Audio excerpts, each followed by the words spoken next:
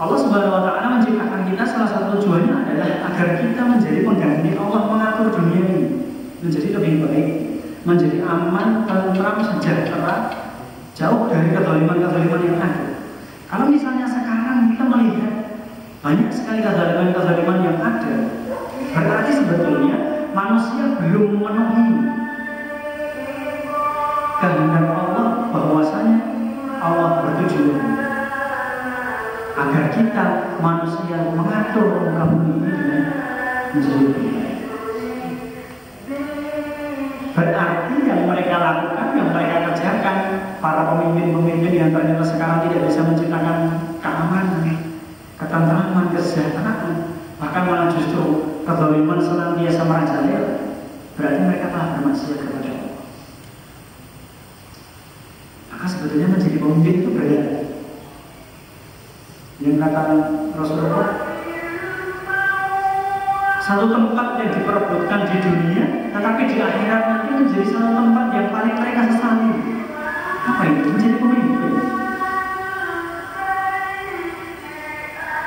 Nah, kita tidak perlu membahas sampai detail siapa-siapa mereka, masing-masing dari kita sudah tahu. Mulai dari level yang rendah, lurah kalau di desa, kepala desa. Kemudian level-level yang lebih tinggi, wali kota, bupati, gubernur, presiden. Sekarang menjadi posisi yang diperebutkan. Padahal di akhirat nanti itu menjadi suatu hal yang paling sangat disesali oleh mereka. Mengapa? Setiap kezaliman yang ada, mereka akan dimintai pertanggungjawaban. Seperti perkataan Umar bin Khattab, seandainya ada satu ekor anak domba di Irak itu tidak bisa pulang ke kandangnya, maka aku Umar bin Khattab sebagai khalifah akan dimintai pertanggungjawaban di hadapan Allah. Mengapa anak domba itu tidak bisa pulang ke kandangnya? Atau dalam riwayat ini disebutkan kalau ada anak unta yang terperosok masuk ke dalam jurang, maka di akhirat nanti Umar bin Khattab akan ditanya di hadapan Allah, mengapa anak unta itu bisa terperosok? Ini kan berarti bermakna bahwasanya pertanyaan di akhirat nanti akan sangat detail bagi para pemimpin. Jangan hanya sekedar anak domba kesasar yang tidak bisa pulang, atau anak unta yang terperosok ke dalam lubang. Orang wanita yang keluar malam tidak dengan mahramnya, pulangnya pagi, mereka bermaksiat di satu malam. Apakah para pemimpin itu tidak diminta pertanggungjawaban dari hadapan Allah atas kemaksiatan dosa yang diperbuat oleh panitia? Pasti mereka akan diminta pertanggungjawaban. Kasus seorang perempuan yang loncat dari angkot sampai meninggal dunia, kok bisa seperti itu? Nanti dia itu akan menuntut pemimpinnya di akhirat. Gara-gara kamu tidak bisa menjalankan hukum dengan baik, sehingga terjadi kejahatan di dalam angkot, terpaksa saya harus melompat dari angkot. Dan atas izin Allah aku meninggal. Dan sekian banyak kata-kata yang ada. Dan yang kemaksiatan dosa dan orang-orang yang terzalim. Maka dari itu sebetulnya, kalau kita melihat, kita merujuk pada generasi salafus saleh, bahwasanya para sahabat itu menjadi orang yang paling tidak suka ketika diangkat menjadi pemimpin. Termasuk diantaranya adalah ketika Umar bin Khattab itu akan meninggal, dan beberapa orang sahabat yang lain mencalonkan Abdullah bin Umar bin Khattab, anaknya Umar, untuk menjadi khalifah pengganti beliau. Karena Abdullah bin Umar ini menjadi sosok sahabat yang paling ittiba dengan Rasulullah. Di setiap keadaan Abdullah bin Umar ini senantiasa meniru Rasulullah. Misalnya sampai pada tataran yang sangat detail, pergi ke satu tempat, misalnya pergi ke Yaman, kemudian pada saat Rasulullah dari Madinah menuju ke Yaman itu Rasulullah berhenti di satu tempat istirahat di situ, Abdullah bin Umar ikut-ikutan berhenti di situ untuk istirahat. Misalnya Rasulullah ontanya itu berjalan keliling 2 kali, maka Abdullah bin Umar ketika melewati tempat itu dia mengelilingkan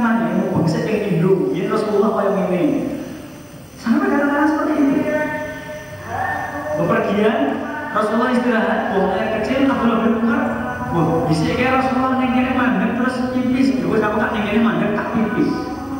Pengen meniru 100% seperti Rasulullah. Sehingga beberapa orang sahabat mencalonkan Abdullah bin Umar ini untuk menjadi khalifah karena dia adalah orang yang paling ketiba dengan Rasulullah. Apa jawab Umar bin Khattab? Jangan dari anak-anakku, cukup hanya Umar bin Khattab satu orang saja yang menjadi khalifah.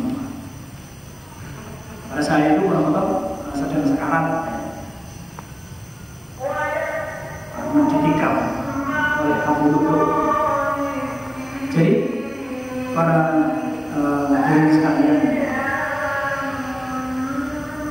di samping memang posisi khalifah ataupun posisi presiden ataupun posisi pemimpin di masyarakat itu nantinya akan dimintai pertanggungjawaban, masing-masing dari kita ini juga pemimpin.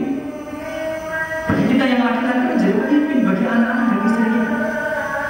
Ketika anak-anak kita, istri kita itu berbuat maksiat dan kita itu diam, di dalam hadis disebutkan bahwa tidak akan masuk jannah seorang laki-laki seperti itu. Yang ketika melihat kemaksiatan, melihat kemungkaran, melihat perbuatan keji yang terjadi di keluarganya, di dalam rumahnya, dan dia diam saja, tidak akan masuk surga seorang laki-laki yang seperti ini. Maka sebetulnya kita sebagai laki-laki juga pemimpin bagi anak-anak dan istri kita. Begitu pula para istri menjadi pemimpin bagi pendidikan anak dan harta suami. Dan nanti di akhirat akan dimintai pertanggungjawaban. Berarti ternyata hidup kita ini benar, ya memang benar. Hidup ini memang dengan ujian, seperti tadi yang kita sampaikan.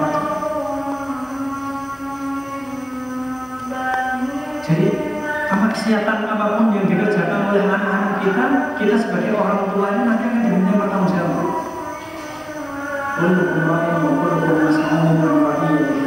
Setiap kalian adalah pemimpin, dan setiap pemimpin akan dimintai pertanggungjawaban terhadap apa yang dipimpin.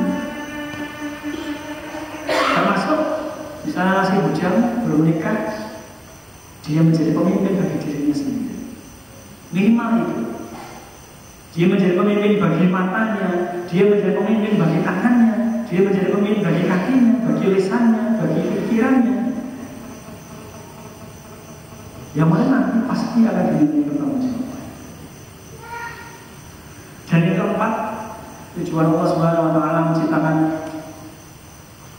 manusia yang tercantum di dalam Quran surat Asy-Syura ayat 13. An aqimuddin wa la tatafarraqu fihi. Tegakkanlah din, tegakkanlah agama ini, dan janganlah kalian terpecah belah atau tercerai. Di dalam ayat ini disebutkan bahwasanya wasiat untuk menegakkan din itu Allah Subhanahu wa Ta'ala perintahkan kepada Nabi Nuh, kepada Nabi Ibrahim, kepada Nabi Musa, kepada Nabi Isa, dan juga kepada Rasulullah Muhammad SAW. 5 Rasul Ulul Azmi memiliki tugas yang sangat berat, yakni menegakkan dinul Islam. Ya, kalau kita melihat sejarahnya, yang menjadi tugas yang sangat berat Nabi Nuh membuat satu tatanan yang sangat berat sekali, berdakwah selama 950 tahun dan hanya mendapatkan beberapa gelintir orang saja untuk menegakkan diri. Nabi Ibrahim harus berhadapan langsung dengan penguasa pada saat itu, Raja Namrud, sehingga dia, Nabi Ibrahim alaihissalam, harus mengalami ujian yang sangat berat, dibakar hidup-hidup, dan Allah menyelamatkan dia. Nabi Musa juga seperti itu, memimpin Bani Israel untuk melawan kesewenang-wenangan yang dilakukan oleh Raja Fir'aun.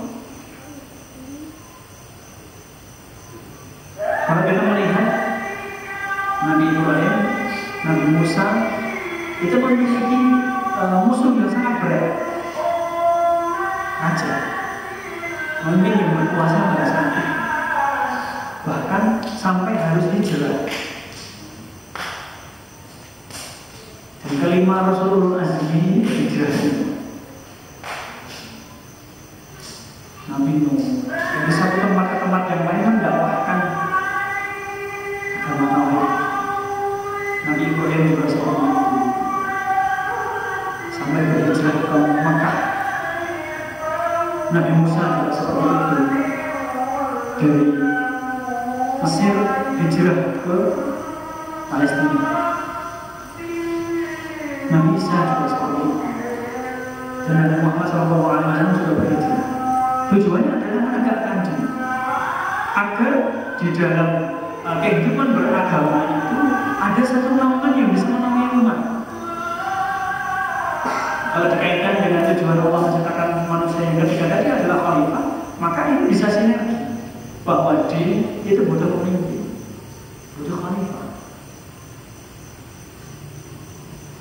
Di mana Islam pernah memiliki sejarah emas dari sejak sepeninggal Rasulullah SAW sampai hari Senin tanggal 5 Maret tahun 1924, pada saat kekhalifahan Turki Utsmani dihapus oleh Mustafa Kemal Pasha atau Mustafa Kemal Atatürk. Hari Senin 5 Maret 1924, umat Islam sudah tidak memiliki naungan yang bisa melindungi dia, sehingga sekarang banyak sekali terjadi kezaliman atas umat Islam. Salah satu bukti yang sangat konkret dari sejak tahun 1948 sampai dengan sekarang adalah saudara-saudara kita yang ada di Palestina. Tidak ada yang bisa memberikan bantuan yang berarti di sana.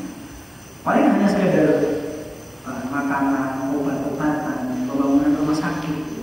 Tapi memang umat Islam belum memiliki satu institusi di mana bisa melindungi umat Islam. Berbeda dengan pada masa kekhalifahan terdahulu. Ketika hal ini terjadi pada masa kekhalifahan Umar bin Khattab, gubernur di Mesir Amr bin As memiliki seorang putra yang bernama Abdullah. Pada saat ada perlombaan, kalau tidak salah pacuan kuda, Abdullah ini kalah pacuan kuda dengan rakyat jelata. Nah, kalau zaman sekarang mungkin anaknya gubernur lagi trek-trekan di jalan Mamulaseh gitu. Kemudian kalah sama orang biasa lah, bukan anaknya gubernur. Kemudian karena jengkel menganggap bahwasanya kamu curang, dipukul. Yang mukul adalah anaknya gubernur. Nah, orang yang dipukul ini tidak terima, saya ini bermain dengan fair, saya tidak curang, malah saya dipukul. Jangan-jangan mentang-mentang kamu anaknya gubernur, kamu berbuat seperti itu. Dilawan juga cuma anaknya gubernur. Dia mengadu ke Umar bin Khattab, wahai Umar, kamu telah mengangkat seorang pemimpin yang salah. Amr bin As tidak bisa mendidik anaknya dengan baik sehingga dia mendahului. Dipanggil Abdullah bin Amr bin As dan juga bapaknya Amr bin As dipanggil. Kamu benar berbuat seperti ini. Akhirnya mengakui. Ya sudah, balas. Karena kamu pernah dipukul, ya pukul dengan tongkat yang sama. Tongkat seperti apa yang kamu dulu kemarin dipukul?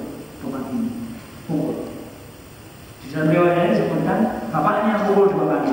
Loh, saya dipukul 2 kali. Kamu bapak tidak bisa mendidik anak dengan baik. Kalau sekarang terjadi kecelakaan, kok presidennya Umar bin Khattab, yang nabrak itu anaknya menteri, ini di penjara dua-duanya. Oh ya, anaknya bapaknya.